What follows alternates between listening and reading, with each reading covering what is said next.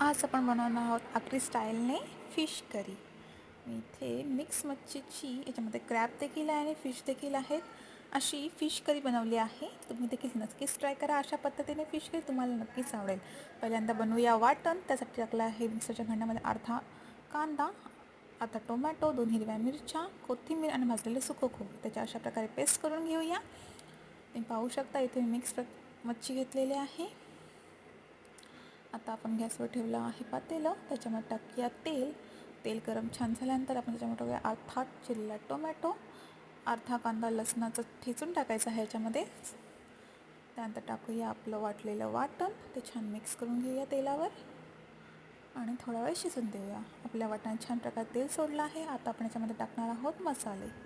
पहिल्यांदा हळदी, 2 चमच लाल तिखट, त्यानंतर धनेपूड. आपण ते छान तेलावर परतून घेऊया, मिक्स करून घेऊया आणि थोडा वेळ तेल सुटेपर्यंत शिजून देऊया. पाहू शकता.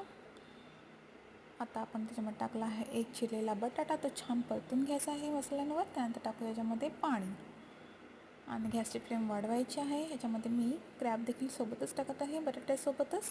आता देऊया झाकण. त्याच्यावर झाकण ठेवूया पाणी शिजण्यासाठी. आपला बटाटा इथे बऱ्यापैकी शिजला आहे. बटाटा शिजल्यानंतर टाकूया याच्यामध्ये मच्छी आपली.